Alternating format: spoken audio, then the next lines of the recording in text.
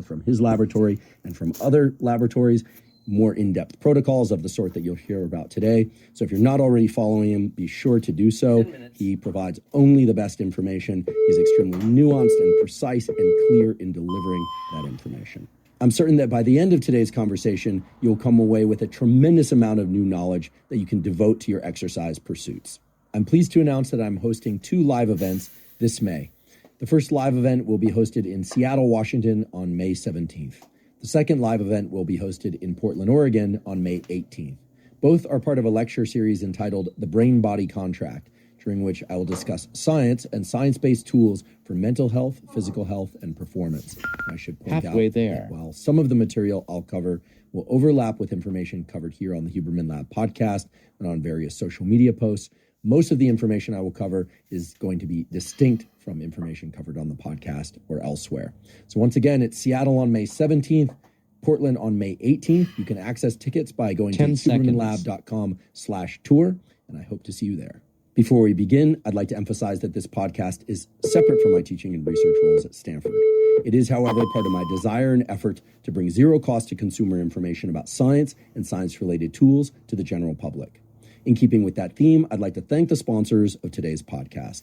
Our first sponsor is Athletic Greens. Athletic Greens is an all-in-one vitamin mineral probiotic drink.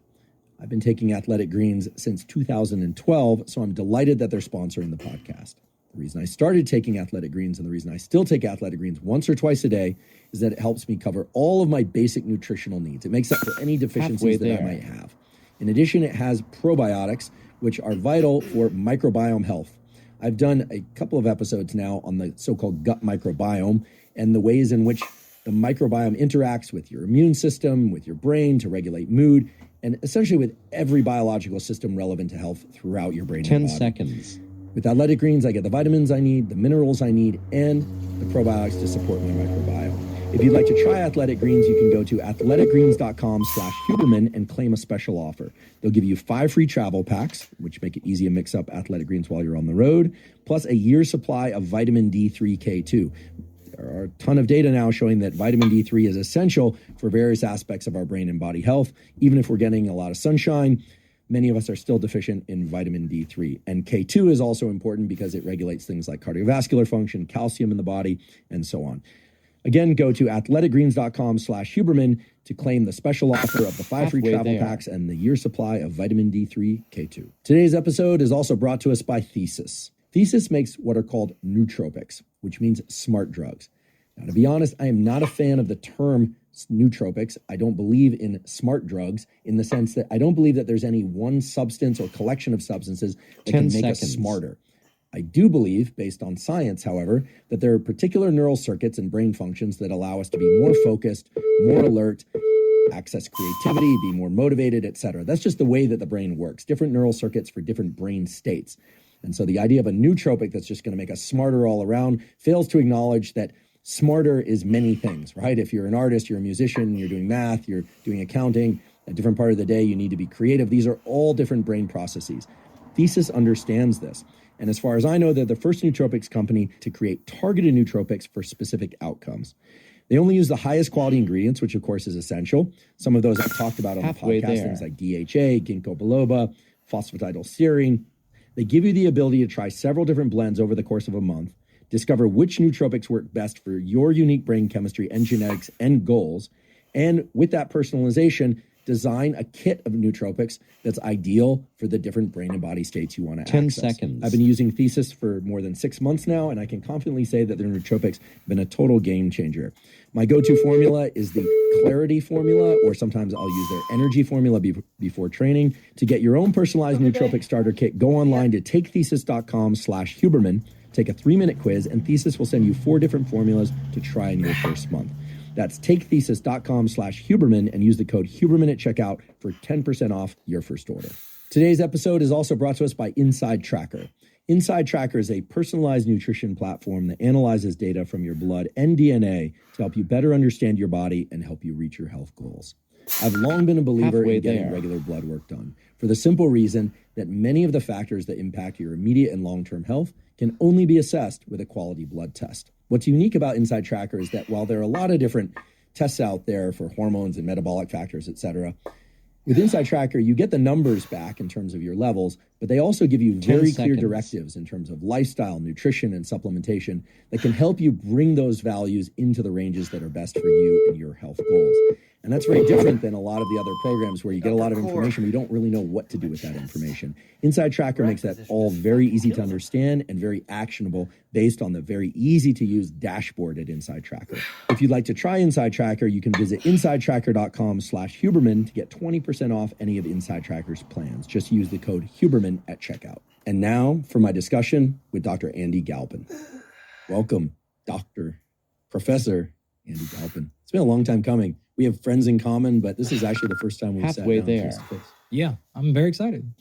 Yeah, there are only a handful, meaning about 3 or 4 people who I trust enough in the exercise physiology space that when they speak, I not only listen, but I modify my protocols. And you are among those 3 or 4 people. So first of all, a debt of gratitude. Thank you. You've greatly shaped the protocols that I use. And I know there's far more for me and for others to learn. So you're a professor, you teach in university, and you have a tremendous range of levels of exploration. Muscle biopsy, literally images down the microscope, all the way to training professional athletes and everything in between. So you are truly an N of one.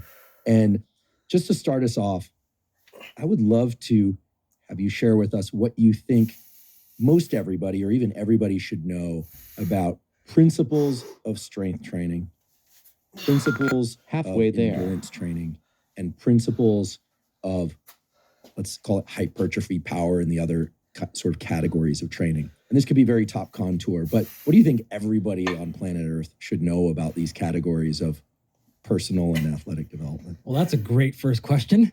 Holy cow. I think I'll start it this way. I tend to think about, there's about 9 different adaptations you can get from exercise. Fat loss is not one of those. It is a byproduct, but that's not really what I'm getting at.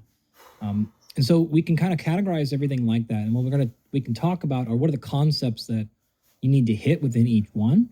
And then you can have infinite discussion of the different methodologies, right? And so that first thing to hit is the concepts are actually fairly few, but the methods are many, right? People have said that in iterations throughout time. So if you walk from the very beginning, the first one to think about is what we'll just call skill. So this is improving anything from, say, a golf swing to a squatting technique to running. And this is just simply moving mechanically how you want your body to move. I'm just going to globally call that skill. From there, we're going to get into speed. So this is moving as fast as possible. The next one is power. And power is a function of speed, but it's also a function of the next one, which is strength. So if you actually multiply strength by speed, you get power. And the reason I'm making this distinction, by the way, is some of these are very close, and I'm going in a specific order on purpose here. For example, power is, like I just said, it's a function of speed and strength. So if you improve speed, you've also likely improved power, but not necessarily, right? Because it could have come from the force direction either.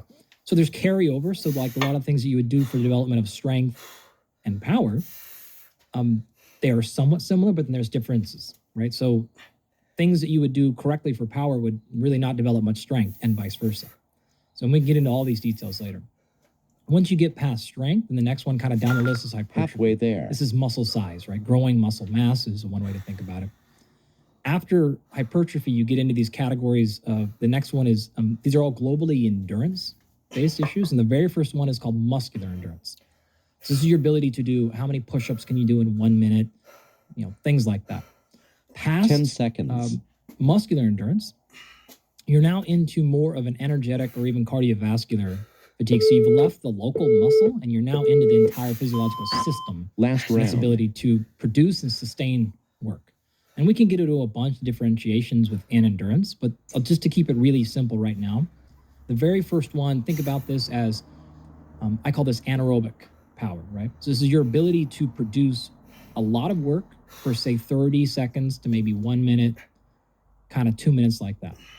The next one down then is more closely aligned to what we'll call your Vo2 Max. So this is your ability to kind of do the same thing, but more of a time domain of, say, 3 to 12 minutes. So this is going to be a maximum heart rate, but it's going to be well past just max heart rate. Then after that, we have what I call long duration endurance. So this is your ability to sustain work the time domain doesn't matter in terms of how fast you're going. It's how long can you sustain work. This is 30 plus 10 minutes seconds. of no break, like that. So as just a high level overview, those are the different things you can target. And again, some of those cross over. Well done. And some are actually a little bit contrarian to the other ones. So